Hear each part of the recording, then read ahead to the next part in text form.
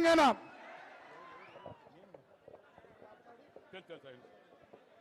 అందరికీ నమస్కారాలు. రైతుల మీద ఉన్న ప్రేమాభిమానంతో కేసీఆర్ గారి నాయకత్వాన ఒకనాడు వ్యవసాయం దండగన్నారు, వ్యవసాయం పండుగన్నది నిరూపించింది మన గౌరవ ముఖ్యమంత్రి గారు కేసీఆర్ గారు. కేసీఆర్ గారి నాయకత్వాన కాళేశ్వరం ప్రాజెక్టు కట్టి రాష్ట్రంలో 40 లక్షల ఎకరాలకు నీరు అందించడానికి ఏది కృషి చేసిన మహోన్నత వ్యక్తి కేసీఆర్ అనే మాట కూడా గుర్తుపెట్టుకోవాలి. ఆ కాళేశ్వరంతో 15 జిల్లాలకు నీరు అందించే బృహత్తరమైన కార్యం 83,000 కోట్లతోటి ఖర్చు పెడితే 1,00,000 కోట్లు దోచుకున్నారని స్వయంగా రేవంత్ రెడ్డి గారు మాట్లాడుతుండంటే ఆయనకైనా అవగాహన ఉందా, బుద్ధి లేదా? ప్రజలకు గుణపాఠం చెప్పాలి. దాన్ని రిపేర్ చేయలేదు. కేవలం 200-300 కోట్లు ఖర్చు పెడితేనే రిపేర్ అయ్యేదాన్ని రిపేర్ చేయని ఒక దుర్మార్గుడు రేవంత్ రెడ్డి గారు. ఆనాడు బ్రహ్మాండంగా పంటలు పండినాయి, పుష్కలంగా పంటలు పండినాయి. ఏదైతే ఎల్లంపల్లి ప్రాజెక్టు ఆనాడు మొదలు పెట్టాం. కేసీఆర్ గారు ముఖ్యమంత్రి అయిన తర్వాత, ముఖ్యమంత్రి దృష్టికి తీసుకుపోయిన తర్వాత మేఘాల మీద ఎల్లంపల్లి ప్రాజెక్టు, లో లెవెల్ బ్రిడ్జి, రాయపట్నం బ్రిడ్జి పూర్తి చేసుకొని కేసీఆర్ గారి నాయకత్వాన, ముఖ్యమంత్రి కేసీఆర్ నాయకత్వాన 2015లో బ్రహ్మాండంగా గూడెం లిఫ్ట్ ఓపెన్ చేసుకొని 30,000 ఎకరాలకు నీరు అందించిన ఘనత అది కేసీఆర్ గారు దక్కింది. మరొక మాట అంటున్నారు ముఖ్యమంత్రి రేవంత్ రెడ్డి గారి, ఎల్లంపల్లి మేం కట్టినాము, ఎల్లంపల్లి మేం కట్టామంటే మరొకసారి చెప్తున్నా, రేవంత్ రెడ్డి ఎల్లంపల్లి నీకు సంబంధం లేదు, ఎల్లంపల్లి నీకు సంబంధం లేదు. ఆనాడు ఎల్లంపల్లి ప్రతిపాదించింది దివాకర్ రావు, చేసింది వైఎస్ఆర్ అయితే ప్రారంభించింది కేసీఆర్ గారు. నీకు ఎల్లంపల్లి విషయంలో మాట్లాడే హక్కు, అర్హత రేవంత్ రెడ్డికి లేదనే మాట కూడా చెప్పడం జరుగుతుంది. మరి ఈ సందర్భంలో మీకు తెలుసు కేటీఆర్ ఎందుకు వచ్చారో. ఆనాడు ఇక్కడ అక్కడ దోపిడీ జరుగుతుంది. 10 కిలోలు వరధాన్యం దోసుకున్న కార్యక్రమంలో బస్తకు 10 రూపాయలు అడుగుతున్న సందర్భంలో, ఇవి లిఫ్ట్ చేయని సందర్భంలో ఆ రైతులు అర్ధరాత్రి పంట కడగపోతే ఆనాడు పెద్ద వర్షానికి తలదార్చుకుంటే గోడగూలి 4 రైతులు చనిపోయారు. ఈ విషయం బాగా అర్థం చేసుకోండి. ఉట్టిన మేమంతా రావడం జరిగింది, పెద్దలు జీవన్ రెడ్డి గారు రావడం జరిగింది. ఏదైతే అతి దగ్గరలో కలెక్టర్ గారి ఆఫీసు 18 కిలోమీటర్లు మేము ఫోన్ చేయడం జరిగింది. కలెక్టర్ గారు రాలేదు. కలెక్టర్ గారు రాకపోవడానికి కారణం వల్ల స్థానిక ఎమ్మెల్యే నువ్వు పోవడానికి వీల్లేదంటే 4 రైతులు చనిపోతే ఎమ్మెల్యే రాడు, కలెక్టర్ రాడు. ఇది ఏమి పరిపాలన? దుర్మార్గం పరిపాలన. ఆ దుర్మార్గ పరిపాలనకు ఉదయం 11 నుంచి 5 దాకా మేముంటే కలెక్టర్ గారికి ఫోన్ చేయడం జరిగింది. జీవన్ రెడ్డి గారు మేము మాట్లాడినాం. కలెక్టర్ గారు, మీరు ప్రభుత్వ కలెక్టర్ కాదు, మీరు కాంగ్రెస్ పార్టీ సంబంధించిన కలెక్టర్ గారు. 4 చనిపోతే మీరు రాలేదంటే అసలు ఈ ప్రభుత్వానికి మీకు ఏమన్నా ప్రేమ, అభిమానం ఉన్న మాట కూడా చెప్పడం జరిగింది. అప్పటికప్పుడే మేము కేటీఆర్ గారికి ఫోన్ చేయడం జరిగింది. జీవన్ రెడ్డి గారు మేము ఒక మంచి ఆలోచనతో కేసీఆర్ గారి నాయకత్వాన రైతుల్ని ఆదుకుంటాము, ఒక్కొక్కరికి 5 లక్షలు అని చెప్పడం జరిగి ఇవ్వడం వచ్చారు. మేము ప్రభుత్వం డిమాండ్ చేయడం జరిగింది. ఒక్కొక్క రైతుకు 50 లక్షలు ఇవ్వాలంటే కలెక్టర్ గారు మాటిచ్చారు, జేసీ గారు మాటిచ్చారు. ఇంకా 3 మాసాలు దాటినా అతి లేదు గతి లేదంటే ఈ ప్రభుత్వానికి చిత్తశుద్ధి ఉందా? ఈ ముఖ్యమంత్రి గారి చిత్తశుద్ధి ఉందా? అదే కేసీఆర్ గారు ముఖ్యమంత్రి ఉండి ఉంటే, అదే కేసీఆర్ గారు ముఖ్యమంత్రి ఉండి ఉంటే మేఘాల మీద రైతుల్ని ఆదుకునే వ్యక్తి కేసీఆర్ గారు. అవునా కాదనే సంగతి ఇలా ప్రజానికని చెప్పాలి. దయచేసి ఈరోజు మీరందరూ వచ్చిందంటే నేను కేటీఆర్ గారికి మనవి చేస్తున్నా, కేటీఆర్ గారికి చేతి తోడించి మనవి చేస్తున్నా. 2.5 సంవత్సరాల కాలంలో మా కార్యకర్తలు ఆ గోస ఇంత అంత కాదు, అంటే ఆ అంటే జైలులో పెట్టారు. 34 రోజులు జైల్లో ఉన్నారు. వందల మంది మీద కేసులు, గంజాయి బ్యాచు, డబ్బులు విపరీతంగా. ఒక దిక్కు పోలీస్ అధికారులు, మరో దిక్కు రెవెన్యూ అధికారులు, వీరిద్దరి సహకారంతో ఇక్కడ ఎమ్మెల్యే పేరు చెప్పే అవసరం లేదు.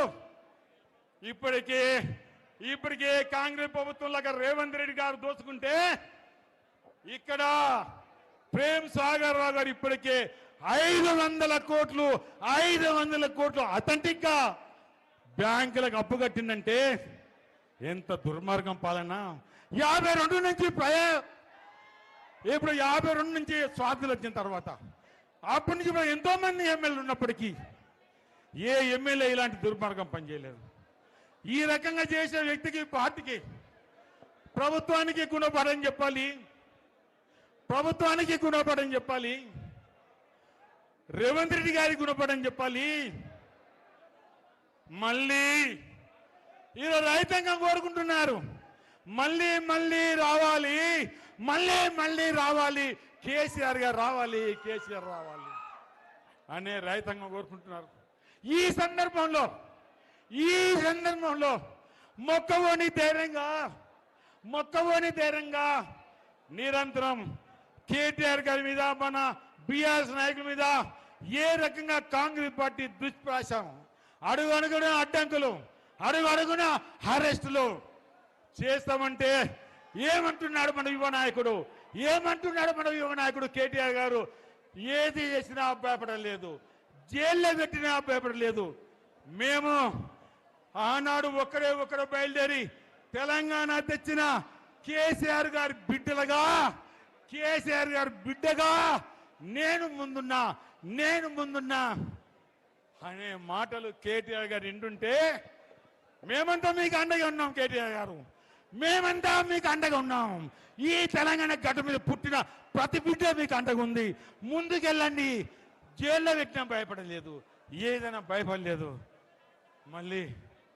మళ్ళీ కేసీఆర్ పాలన రావాలి అనే ఆలోచన ఉన్నారు.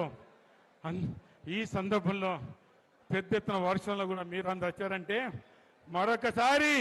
మరొకసారి మీకు జోడించి మీ అందరికీ నా పాదాభివందనాలు.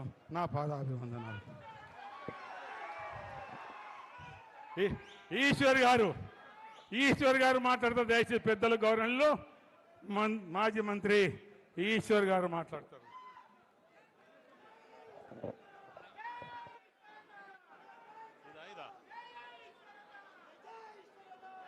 ఈరోజు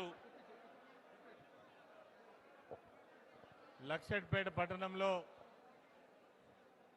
రైతు సదస్సు నిర్వహించడానికి వచ్చినటువంటి BRS party working president KTR గారు మరియు వారితో పాటు అనేక మంది శాసనసభ్యులు, మాజీ శాసనసభ్యులు, మాజీ మంత్రివర్యులు, రాష్ట్ర నాయకులు పెద్దలు జీవన్ రెడ్డి గారు, అదేవిధంగా ఇక్కడికి వేలాదిగా తరలి వచ్చినటువంటి రైతు సోదరులందరికీ కూడా నమస్కరిస్తూ, ఈరోజు ఈ రాష్ట్రంలో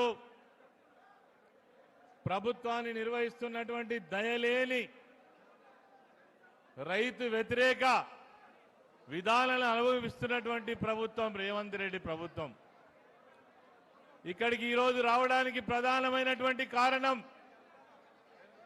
ఈ ప్రభుత్వం యొక్క నిర్లక్ష్యానికి నిదర్శనంగా కనీసం రైతుల కొనుగోలు సందర్భంలో నెలల తరబడి వాళ్ళ యొక్క పండించిన ధాన్యాన్ని కనీసం అమ్ముకునే సమయంలో కూడా వెసులుబాటు కలిగించలేకనే 4 రైతులు చనిపోతే ఆ రైతులను కనీసం పరామర్శించినటువంటి అదేవిధంగా రైతు కుటుంబాలను ఆదుకోవాలన్నటువంటి ఆలోచన కూడా చేయనటువంటి దుర్మార్గమైనటువంటి ప్రభుత్వం ఈనాడు కొనసాగుతా ఉంది. అదే సందర్భంలో ఆ రైతులను ఆదుకోవాలి, ఆ రైతులకు అండదండగా నిలవాలి, రైతు లోకానికి ఒక ధైర్యం ఇవ్వాలనేటువంటి ఉద్దేశంతో ఈరోజు ఆ 4 కుటుంబాలను ఆదుకొని వారి కుటుంబాలకు ఆర్థిక సహకారాన్ని అందించడానికి వచ్చినటువంటి పెద్దలు కేటీఆర్ గారు, అదేవిధంగా కేసీఆర్ గారి నాయకత్వంలో ఆనాడు ఈ రాష్ట్రంలో ఉన్నటువంటి రైతుల ముఖంలో మనం ఆనందాన్ని చూసినాం, సంతోషాన్ని చూసినాం. కానీ ఏనాడైతే కాంగ్రెస్ ప్రభుత్వం అధికారంలోకి వచ్చిందో అదే రైతుల కళ్ళల్లో ఈరోజు నీళ్లు చూస్తా ఉన్నాం. అదే విధంగా పచ్చటి పంటలతో విలసిల్లినటువంటి తెలంగాణ రాష్ట్రం ఈరోజు నీళ్లు లేక ఎడారిని తలపిస్తున్నటువంటి పరిస్థితులలో రైతులు పంటలు ఎండిపోతుంటే, కరెంటు మోటార్లు కాలిపోతుంటే, ట్రాన్స్ఫార్మర్ పేలిపోతుంటే, మరి ఆనాడేమో కేసీఆర్ గారి నాయకత్వంలో 24 గంటల కరెంట్ ఇచ్చి రైతు లోకాన్ని వ్యవసాయాన్ని ప్రోత్సహించినటువంటి ప్రభుత్వం ఆనాటి ప్రభుత్వం అయితే ఈరోజు మరి కరెంటు కోతలతో మరి రాత్రిపూట కరెంట్ ఇచ్చి రైతులను అరిగోస పుచ్చుకుంటున్నటువంటి ప్రభుత్వం ఈనాడు మనం చూస్తా ఉన్నాం. అడగక ముందే రైతాంగాన్ని ఆదుకోవాలని ఆనాడు ఈ రాష్ట్రంలో ఉన్నటువంటి 80 లక్షల మందికి రైతు బంధును అమలు చేసినటువంటి మహానాయకుడు కేసీఆర్ గారు. అందుకే ఆనాడు వ్యవసాయం ఒక పండుగలా సాగింది. మరి ఈరోజు మరి అదే వ్యవసాయం, అదే రైతాంగం ఈరోజు ఆవేదనలో కృంగిపోతున్నటువంటి సంగతి మనం చూస్తా ఉన్నాం.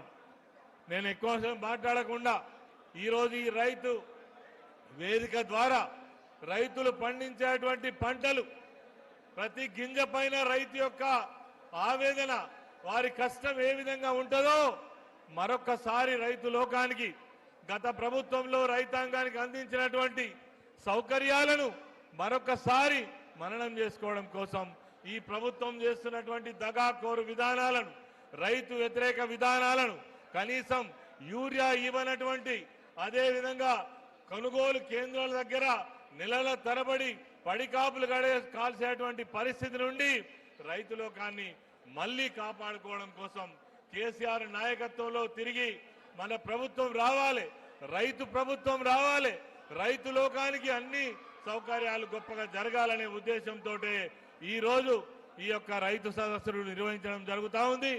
ఈ సందర్భంగా ఇక్కడికి వేలాదిగా కదలి వచ్చినటువంటి మా రైతు సోదరులందరికీ ధన్యవాదాలు, కృతజ్ఞతలు తెలియజేస్తూ కేసీఆర్ గారి నాయకత్వంలో ముందుకు పోదాం. ఈ దుర్మార్గపు ప్రభుత్వం యొక్క కోరలు పీకుదాం, వీళ్ళు చేసేటువంటి రైతు వ్యతిరేక విధానాలను వ్యతిరేకిద్దామని చెప్పేసి సందర్భంగా మనవి చేస్తూ అందరికీ నమస్కరిస్తూ జై తెలంగాణ. దయచేసి ఇక్కడ ముందరున్నటువంటి వాళ్ళు మీరు ప్రోగ్రామ్ అంతా డిస్టర్బ్ చేస్తున్నారు, ఇది తప్పు. అన్న ఉపన్యాసం